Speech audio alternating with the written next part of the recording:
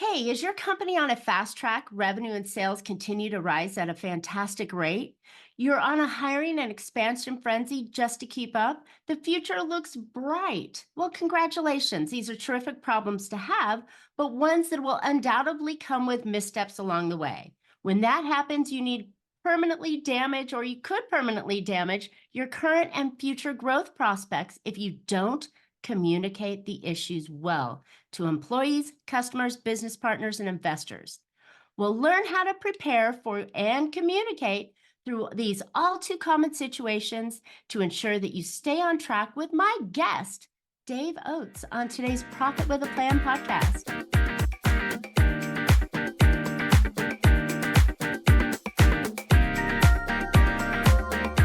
Hey, entrepreneurs, are you trying to make bigger profits in your small business?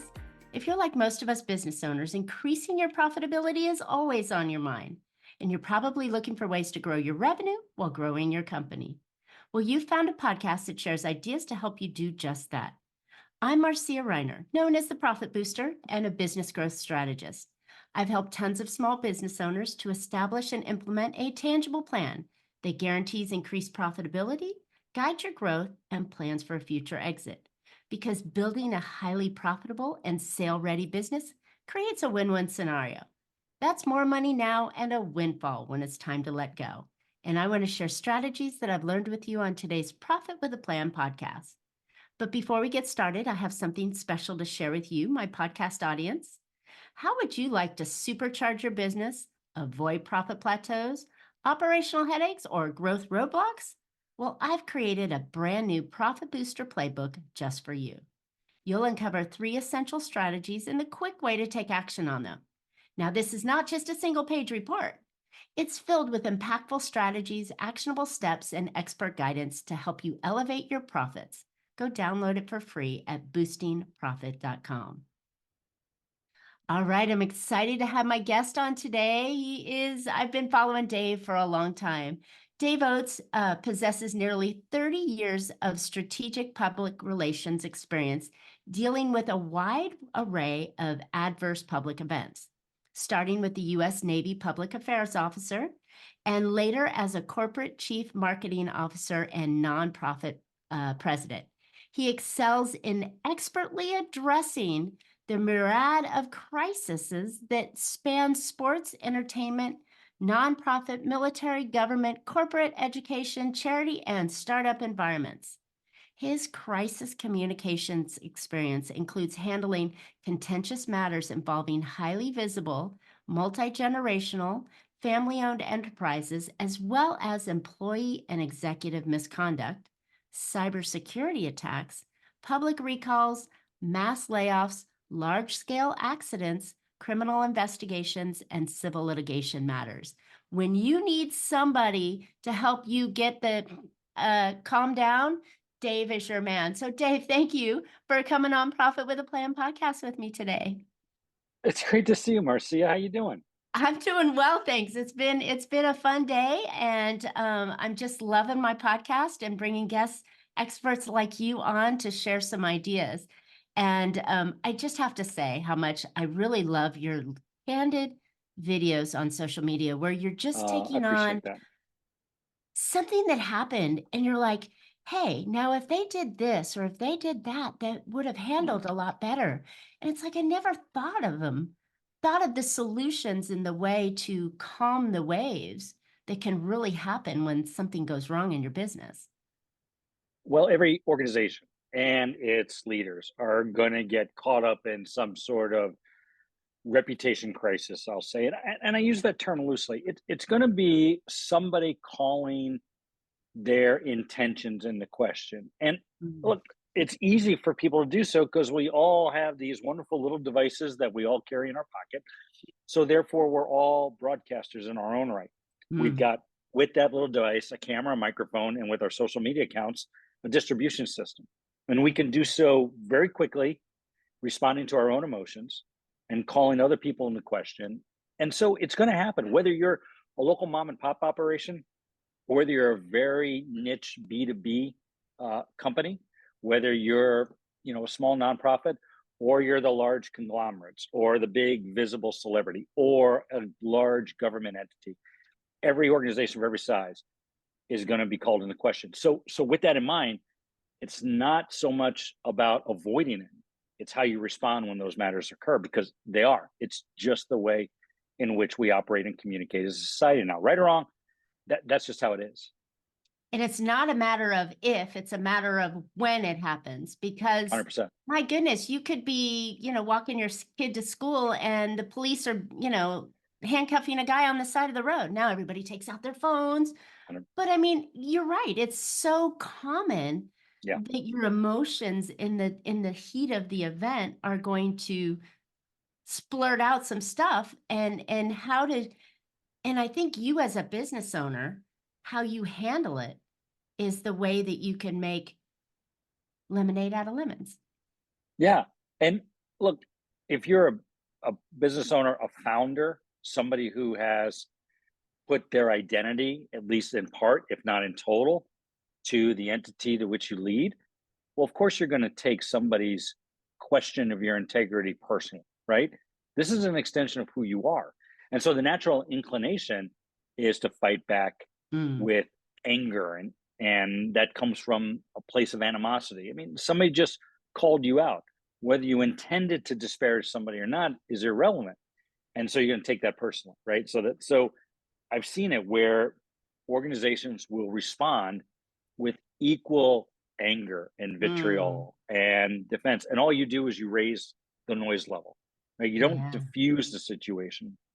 And I tell everybody who listens, 2 cardinal rules in every response to a crisis matter like that, a reputation issue. I don't care who you are, what size of the entity, profit, nonprofit, government, whether you're in California, whether you're in New York, whether you're in Peshtigo, Wisconsin, it doesn't matter. You got to respond with two different traits. You have to respond with empathy and action. And by empathy, I don't mean you have to admit wrongdoing if there's none to be made, right? If somebody's taking a pot shot at you because they misunderstood something, fine. But recognize the anger and the disenfranchisement, right? That people feel, right? They feel like they're voiceless. They feel powerless. And that anxiety left unchecked always converts to anger. And it's so easy to do so when somebody can just take out their phone and make a quick recording on that. So if you acknowledge that you hear them and then follow up with action, how you'll clarify the record. Or look, if you screw up, we're all human. We all don't hit it out of the park every time. Then take that opportunity to rectify the situation. And in doing so, you'll find that the emotions and the temperature drop almost immediately, and people start to get back to normal operations. That doesn't necessarily mean that the person who's making the accusations is going to calm down. If they're angry, they're angry, right? And they're not coming off the ledge. But you'll find that everybody else who's sort of paying attention to this video reel or posting or review on Yelp, Google, Facebook, Glassdoor, whatever, they're not going to take it seriously. They're certainly not going to give it equal weight. And therefore, they're going to give you the benefit of the doubt. And that's paramount, no matter what the issue is and no matter what the size of the company is. But particular to the point of this podcast is if you're in a growth spurt, right? If you are just seeing this hockey stick start to really take off, right? You're on that tread and you're running along with the rest of the team, right? Just to fill orders and conduct services and make sure everybody's happy. You're already stressed, right? And you're already probably stretching your operational limits, trying to build more capacity as you're filling this. Things are likely to get missed. It's just a matter of course. And so when that happens, expect that somebody's going to be irked, and make sure that you communicate with that empathy and action and let people know. I've seen it where large companies did an amazing job when they ran out of product. Now, I'm a bourbon drinker, among other spirits. And Knob Creek, if you remember, this is about a decade ago, they ran out of product. Now, keep in mind, the Knob Creek brand that we all often buy ages for about 9 years. Now think about that for a minute, right? You have to predict what your demand will be a decade from now and how you're going to meet that. Well, Knob Creek's brand started to take off, right? They were on this growth trajectory. So they ran out of product.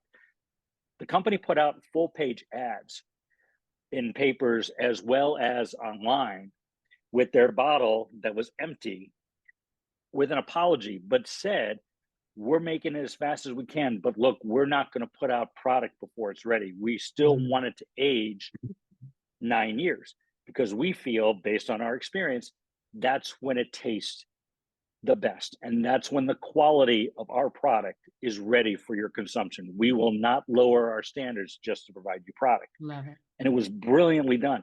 They apologized, they showed empathy, they know they were frustrating customers, but the action that they took kept with their standards, said, please be patient with us. And within months, the supply chain got back, right? Which is pretty phenomenal considering that, again, it ages for a decade.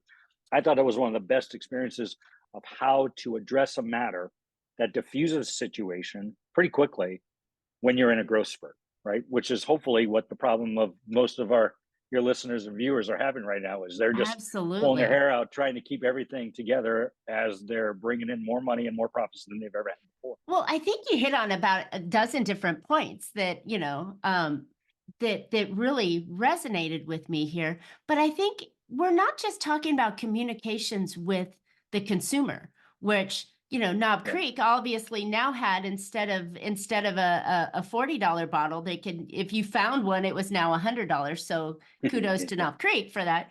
But in thinking about, it's not just the exterior, it's also the interior, right? Because if you didn't treat your employees well during that process, they're not going to want to work for you much longer, or they may do something to sabotage in their anger to go do it. So that communications goes across the board for everybody that you're talking to, even a spouse at Thank you. times. I'm so grateful that you brought that up because it's the cardinal rule in prioritizing the audiences. And look, Mm, I bill myself as a crisis PR guy, but I'm really more of a communications specialist dealing with adverse matters. Because when you think of PR, most entities, most people will just envision how you respond to a reporter or a news outlet. Well, in this day and age, everybody again is a broadcaster. I am everybody's a certainly newscaster. right. I'm not certain. I certainly, want to concern ourselves over what a reporter may write about, but I'm far more interested in ensuring that your stakeholders hear from you Mhm. directly, starting with your employees. And I don't care what the organization is. Not only do you express empathy in action, but you better tell your staff first what's going on. You want to arm them with the Early. information that they need when they're talking to your customers, your business partners, your folks and stakeholders, or just the people in their inner circles when they go home at night, because they're your best form of marketing. And if they respond to inquiries from a wide variety of people with, I have no idea what's going on, no one's talked to me, this place is just chaos right now. Falling apart. No matter what you say in a press release or a social media post, you'll get undermined because you haven't armed your most Mm, important asset, which is your people, with the information that they need to do their job. And by the way, if you do that, now they feel empowered. They're going to help you get through the situation faster. You won't also lose them at a greater pace in a crisis, because if they don't feel empowered and they feel like you don't have it, guess what? They're jumping ship, they're going somewhere else to work. That happens all yeah. the time.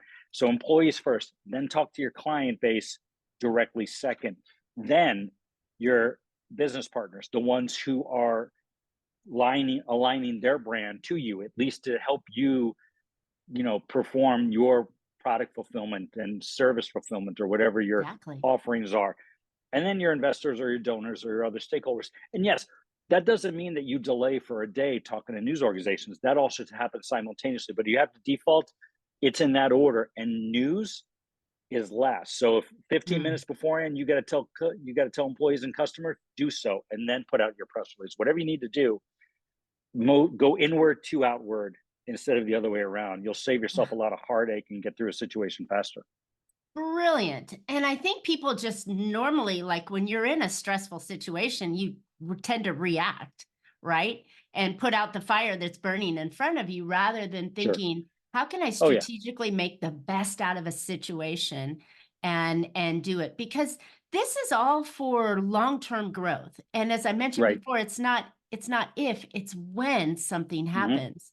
And it could Yeah. be anything, between employee relations, a bad product, an accident with a driver. I mean, anything could happen or will happen to business owners if you're in business long enough that you've got to think this through. And I love that if you have a standard operating procedure in place, right, that says talk to the employees, talk to the Right. customers, talk to the vendors, talk to the investors and business partners that way, in that order, then you're not reacting and making it worse. Yeah, look, the adage is true, right? An ounce of prevention beats a pound of cure. And that's overused and everybody gets it. And we all talk about risk management strategies. And I get why those don't necessarily get priority, especially for fast growing organizations. You just don't have the time, right? You've got the potential fires that are more theoretical in nature. And then you get the real ones, right? Which is, how do I get this product out? How do I fulfill this order? How do I get this? Oh, this person just called in sick because they got this, whatever, right? Exactly. You're at capacity, but do yourself the service of at least taking some moment working on the business and saying, what are the things that could go wrong, and how would I, at least if you don't put down a full risk management and communication plan ahead of time, at least have some sort of semblance about how you would work that and communicate that forward. And if you don't know, bring in somebody for a consultation, at least for an hour, pay for their time and do that. If not, put together a full strategy. Because if you don't do that, and I've seen this happen, I'll give you another example. It happens to be in the spirits industry. That's not because that's where the majority of my business is. It just happens to be some great stories. But if you don't do that, we like to a drink. lot of Okay. no, it's probably true. I'm half Irish, half Italian, right? Mom brought the wine, dad brought the beer, everything was good, and that's things like that. But my point is, if I've seen it where all of your wonderful achievements and growth prospects can get wiped out in an Instagram post, right? All that hard-earned effort. Now you're starting 3 steps back. And by the way, now audiences are a little more skeptical about trusting you. Employees coming to work for you, customers coming to buy for you, partners coming. It's going to be that much more costly to get back to that footing. There was a case where a OEM manufacturer of a big brand name company, where retailer, they were making vodka for them and it was being branded under the company name. They had to recall about 1% of their product. 1%, not a lot, relatively speaking, because the taste wasn't right. They had a manufacturing snafu and the flavoring just got mixed up there. Which is but normal. They waited. Yeah. Happens, right? Happens all the time. And operationally, they pulled as much of the product off the shelves as they can. And so there was a small amount that made it on the consumers. Not a relative big deal, statistically not a problem, except, again, everybody's a broadcaster. So those individuals started talking about how bad tasting it was there. And for that small amount of product, caused a big headache for the retailer that had to put out a communication saying, please return the bottles. And by the way, here's the contact information for the manufacturer. You can go ahead and call them. But it wasn't just the customers that called them. It was TMZ, it was New York Post, it was AP, and they didn't respond for a week. So the story goes out there, the social media folks go and check. Now what happens is all of their other private label lines are now being questioned by those partners to say, do you have manufacturing issues with that? Even their bank was calling them. Oh my goodness. And so here's where an ounce of prevention beats a pound of cure. Did they get through it? Yeah. Did they lose the contracts? No.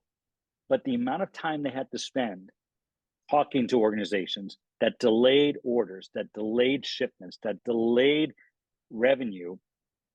Oh, and by the way, drew into question about proper insurance they had in there. Now everybody's taking their time to verify that all of their operations were intact and that this was an anomaly. Months later, this could have been resolved in a week, communicated to staff, to their clients, to their partners, and be ready for media. And instead, 6 months later, they were still having expenses on their P&L statement and cash depleting to deal with this matter. It set them back easily 3 quarters. Oh, and it was goodness. Unnecessary had they worked in communication plan. So an ounce of prevention beats a pound of cure. Unnecessary. And you know what, Dave, you brought that up. It's like, this can be done Now, my audience tends to be smaller companies, mom and pops, Sure. growing companies, but they're still Yeah. growing. And one of my guests last year, I think it was, suggested that you take an hour every month on a Friday afternoon and you encourage your team to take an hour every month paid where they work on a process or they work on a procedure that they could do. This is a high priority one that it may not come for years down the road, but if you have something in there, it takes you an hour to come up with a what if strategy and what would we do? And then you file it and you're done. Right? It's Yeah. not like I it's, thousands and thousands of dollars in manpower to go create something that could save you an insane nightmare. 3/4 of problems when it could have been handled can, in a week. Come yeah, on. seriously. And that's not an over exaggeration. You're right. It doesn't take a lot of time. It takes more discipline to do so. And look, I don't mean to be holier than thou. I get it, right? Everybody's got others to work on there, right? It's the same thing like we should all exercise more and we should all eat better, right? But we know if we do, Coulda, we're shoulda, going to stave wouldas. off, right? We stave off bigger problems down the road.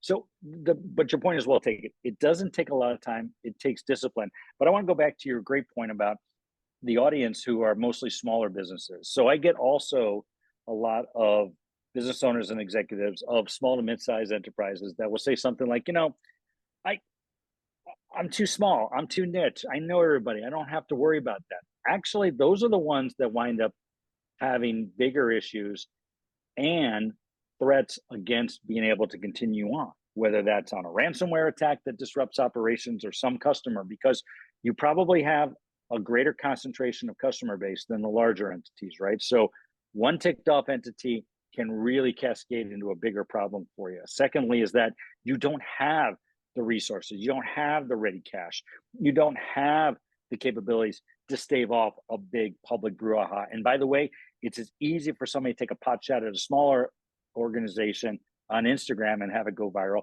It's just as easy to do that as it is to take on a big global entity. I was So gonna consider say, yourself, yeah, yeah, you're not it's not about being on the news. It's about that silly little phone and social media that could kill everything in yeah, just a heartbeat of some one person that says, "Oh, you want to know what happened?" And then you're in trouble, right? And you're losing customers and losing customers at a small business, a small growing business is way more impactful than losing a couple of customers if you're at Amazon. yeah. I've seen small entities that got hit with a handful of customers that blew them up, and literally they closed up shop. There's a manufacturing company that basically ignored the complaints by local residents to the point that it started to cascade virally and then got hit by the press. I got in about that time and they just couldn't recover from it. Even though we talked about all the things they're supposed to do, they spent a third of $1 million fixing a matter that was causing basically non-toxic but not pleasant fumes out of this manufacturing plant. At that point, it was too little, too late. They actually closed the operations about a year later because Mm. they just couldn't get ahead of it, right? Had they worked on it about 8 months beforehand, they probably would have been fine, at least for the long, foreseeable future without interruption. That didn't Yeah. happen. And that's unfortunate, right? And again, small company, they employed like 30 people. They were regional in their distribution and they And couldn't it killed get them. past it, right? It ultimately killed that business. And not because anybody was purposefully trying to be evasive or purposely trying to be manipulative or intentionally trying to be deceptive. Not at all. These were good people trying to do good things. But if you ignore the signs and the signals that start in a social media realm or an online format because they feel like these are unqualified people who don't know what they're talking about, we're not going to dignify that response. I got a perfect example about how, if that left unchecked, can take down your organization. And you're right, half of the stuff that I work on doesn't make press coverage, but is equally disruptive to their operations of entities. And that's not anywhere in specific, right? That's on the East Coast to Northern California to the Midwest. I've done those type of entities, and yeah, it's just as damaging, if not more. And I think it could be, and I think, when that person, the person that started that small company that you just described, had they had been heard and listened to and addressed, "Oh, I'm so sorry you're feeling this way. Here's what we're trying to do, right? And solving your problem," they probably would have went away. Yeah, and it's unfortunate. They were just like, look, we just really they just didn't see it, right? And it wasn't because they weren't trying to give it the due. They just didn't understand. So look, here's what hopefully this doesn't sound doom and gloom so much to the folks that are listening, because here's the thing to consider. Even if you don't get any business from your Instagram account or LinkedIn or whatever, you don't do a lick of online ads, your reputation is being discussed in the online formats, and you should participate in that, at least for a conversation. So you have just as much power as a naysayer to broadcast all the good stuff you're doing. Don't abdicate your opportunity to promote your brand in a format that has some degree of influence. Because even if people go into your storefront or call you, or you're a B2B company, so it's all about contracts and with particular industries, there's somebody makes a reference to you, or somebody refers you in, or somebody says we should consider this organization in an RFP, somebody's going to Google you. Somebody's Somebody's gonna going to troll. search Yeah. for you. Somebody's going to check all your social media and see what people are saying. And if all they see is people talking bad about you, then it's going to at best slow down the decision making for somebody to actually close with you. Worst case scenario, they just walk away and go somewhere else. You don't even know that you lost that money. You don't even know that money was on the table that you just walked away from, because they will never talk to you. But that's exactly what happens. So Exactly. please take advantage of that. You have the power, you have the capabilities. It's not a lot of time. Do that there. You can do this, right? You don't have to just be subjective to reacting. You have the capabilities to. It doesn't take a lot of time. So I hope that comes through in more of a hopeful tone than maybe we're given in this portion of this podcast right now. Yeah, well, you handle PR crises, or crisis PR, so it's going to be in your nature to have a little, gloom and doom in it. But in the reality, a lot of people don't do anything until they're put in front of a firing squad, right? So Right, maybe this right. kind of conversation, even though it is a little on the, aggressive side, will get somebody to think, "Oh, I don't want to be on the firing squad. How about if I did a little, outreach or pre-early planning, or even just having a good conversation and try and outfit it." Now, here's something that even a Yelp review Mhm. is a communication opportunity, Sure. Oh, right? without a doubt. Yeah, I tell people, I don't, again, no matter what type of business you're in, if you have a Yelp, if somebody's made a Yelp review, a review on Yelp for you, you should own that Yelp account, and you should at least listen to the conversations. And when somebody voices displeasure, please be ready to answer again with that empathy and action. And I get this as well. Somebody goes, this reviewer is just total BS. They were never a customer, they were never a client. In fact, I think it's a rival. Perfect way to answer that. You still respond with empathy and action. Hey, thanks so much for voicing your opinion. We always want to hear from folks. It means a lot to us. By the way, we can't find a record of you actually being a customer. Would you call this number or email us there so we can correlate and see if we can fix that? Again, Yes. you're not trying to change the reviewer's mind, especially if it's a fake one, but you're telegraphing to everybody else who's going to look at that and try to gauge who you are as an entity, that maybe they shouldn't take this review at face value. Maybe they shouldn't really give it the full weight because it's probably bogus. But you've got And to the answer that, right? and the funny You've thing got to be able to be there, right? And the funny thing is that everybody looks at reviews and looks at social media, and they look at that before they make their decision.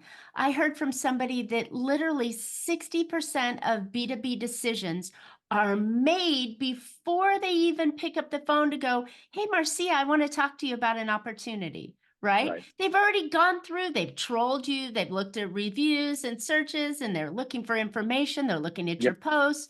All that stuff is done. So communications about your company and your brand are essential for how you're going to build revenue and grow profit. So why not have good conversations that are going on Yeah, about you. And when, not if, when a negative or maybe displeasing conversation occurs, address it head on, but not with your totally. fists up, but with Yeah, empathy, as you mentioned. It's like 100%.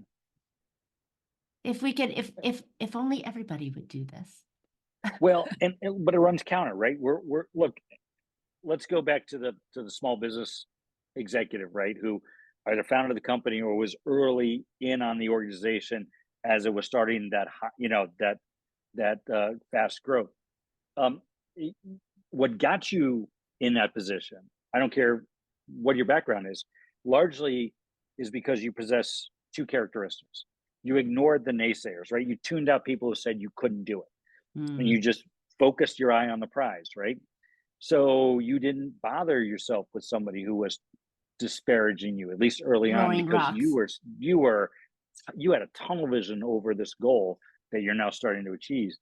Or if somebody purposefully threw an obstacle in front of you, you barreled your way through it, around it, over it. You didn't let anything stop you. And that's that fighter mentality. Those two characteristics, which got an organization to start the growth, now are actually detrimental to you addressing an issue that's starting to cascade, because that same fight or flight mentality, I'm not going to dignify that response, or I'm going to fight like hell in defending my honor, will only elevate the responsibilities. If you say nothing, people think there's a there, right? They think maybe Mm. there's some truth to this. And because they're not responding, so they either don't care or they've been called out. Or if you fight like hell, now you look like there is definitely a there, because methinks doth protest too much. Mm. So those are the things that, while they've been absolutely important characteristics for people as they have built something from a small startup or nothing at all to now a sizable entity that's got some real fast growth prospects. That's great, but you can't rely on those in a time of true crisis reputation, because they'll actually be detrimental to you. And another story, right? What got you here won't get you there. You Yeah, have to think differently. Now that you're a it's business owner, right? And a founder and a team, you have to think about things differently because your employees are depending on you, your customers are depending on you, your family's depending on you, right? right. And the community is depending on you to be the strength that you are Mhm. wanting to be as a company. That's the responsibility of business owners is to be responsible for who you are and the service and product you deliver. And so many depend Yeah, on you. So act ahead of it. I call it developing a emotion of being confidently vulnerable, Mm. being able to recognize that it's okay to sort of be introspective and see things for what they are, and recognize that you're enough, and don't necessarily allow your ego to rule how you respond. And it's easy enough to do, again, for all the reasons you said so. But as leaders develop, and as businesses develop, and as companies grow and grow fast, the need to develop that confidentially vulnerable trait becomes far more important, the faster you go. Mm. Because again, as we said, so things are not gonna go according to plan. It's They never gonna do happen. anyway. It's a But way. when they're moving at lightning speed, things get missed, things get bumped, right? Mm.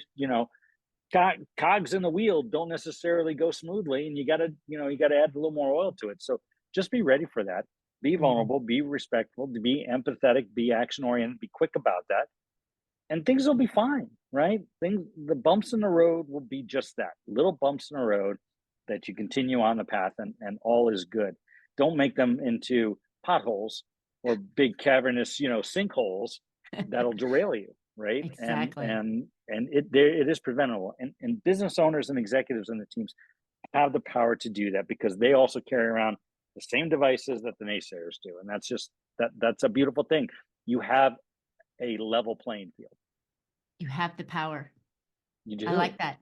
It's we can even this out if we act like adults and don't let our ego get in the way and handle the situation. I think it could blow over and be done Yeah. with And, and you and move on. So in that spirit of fantastic. vulnerability, I will show you, I've had to develop this confidentially vulnerable state, not only just in my personal life, but in professional, right? It was this, I've been in this business, as you were kind enough to say, for 30 years. Scares the ever loving crap out of me to say that. But I've been in this business 30 years. I am not the same PR guy I was when I started as a young Navy officer. Things would annoy me a little bit more than beforehand because there was such a, I would get really upset if things didn't go exactly right. And I can tell you stories about report stories in the press that would just annoy me about the unit that I was established in. Then now I go, they're nothing, and I could have done it far differently. So I speak from experience, and the battle scars to prove it. Love it. Love it. Well, it's not saying that you should never get angry. It's how you respond to it, right? Keep the anger inside, close the doors, turn off your electronics, stomp up and down and kick and scream, and then come back out and go, hi. Yeah, I'm I'm not a I'm not a therapist, but I see one. So we'll say it from this standpoint. I, Anger is usually a bellwether to another emotion that you are not in control over right now. It's usually Mm, signifying something else. And I said in the beginning, and I've seen this from experience in myself, anxiety and fear, if left unchecked, converts to anger. Anger is usually a signal that you feel, again, voiceless, disenfranchised, out of bounds, and there's nothing you can do about it. So you scream and holler at everything because you feel powerless to do that. And if you recognize that what it really is an anxiety and fear based emotion that anger is now showcasing in a very unhealthy way, then go back to that developing confidently vulnerable trait, recognize how you can overcome this with empathy and action. And you'll find that in the end, as difficult as that is, because it requires some introspection, you'll get through the crisis situation in record time. You'll give yourself the best opportunity to maintain your operations and make it even stronger, because now the audiences will give you the space and the latitude to actually make things even better than they are beforehand and continue along that growth spurt, continue love along it. that projections that you have that you work so damn hard to put together. Love it. Wow. And we're human after all, right? Things are going to happen. We are an imperfect being and we continue to show that I on a love it. daily Love it. basis. Awesome. Dave, I just see, audience, this is why I love Dave, right? Okay, you have been fantastic on here today. You've given us some really good insights. I know we didn't scare anybody. I know they're just going, wow, you're right. You're right. You're right. I hope so. So exactly, right? That's the only place you're gonna hear you're right, right? Right. But yeah, so where can listeners find out more about you and how they can build a communications plan, maybe get prepared for when it Yeah, happens and how to address it properly? totally. Look, if you Google me, like Dave Oates, Crisis PR, my LinkedIn page comes up, my company's page, PR Security Service, comes up, and you can certainly find me that way. But you're going to put the link that I had given you on a survey. People can take. It's free, no obligation. They don't even have to put their contact information in there. It takes about a minute, and it's a quick 10-minute survey that will give them an idea based on a score they get afterwards as how prepared they are for Mm, a crisis in reputation management. And after they get the score, if they want, a 15-minute free consultation review, they can just put in their contact information. I'll give them 15 minutes of my time. No expectations of anything else, just to sort of walk through here a couple things that I would recommend, because I'm also a small business owner and I'm also a person who's developed an organization like you. So if I can be just that conduit, that trusted agent to sort of help them along, and karma is a legitimate currency, and we'll be doing that will pay off dividends. And look, if there's something that happens and there's an adverse matter, or they know of somebody who's going through something like that and they know where to find me, I'm a happy guy. So by all means, please take the survey, no obligation, and just keep doing what you're doing, but with vulnerability and great empathy and action. love it. Oh my gosh, this has been fantastic. All right, listeners, I hope you found a couple ideas to put into your business that will keep you in the profitability line and maybe avoid some troubles down the road, because It's not if, it's when, and why not be a little prepared for it and take Dave's survey, figure out where you are in it, take him up on the ideas. I know for a fact that, standard operating procedures and being a little bit more prepared is the way to make sure that you can weather any storms that come your way. So I definitely would have you take that up on it. As I mentioned before, how would you like to supercharge your business? Go download my new Profit Booster playbook, packed with 3 profit strategies and the actionable steps that you can use to make this the most profitable year ever. And go grab it for free at boostingprofit.com. And Dave and I would love to hear your comments. What kind of PR crisis have you faced, or are you afraid of facing? Or even worse, what was one that you heard in the news and you thought, oh my God, that could have happened to me? Hit us up in the comments, tell us what you think, and we'll respond back and maybe give you some guidance on so you can kind of build that repertoire up for yourself. While you're at it, please subscribe. You can catch Profit with a Plan on any of your favorite podcast players, and we're looking forward to more great profitable information on next week's show. So until then, make your plans and profit with them. Thank you so much, Dave. You bet.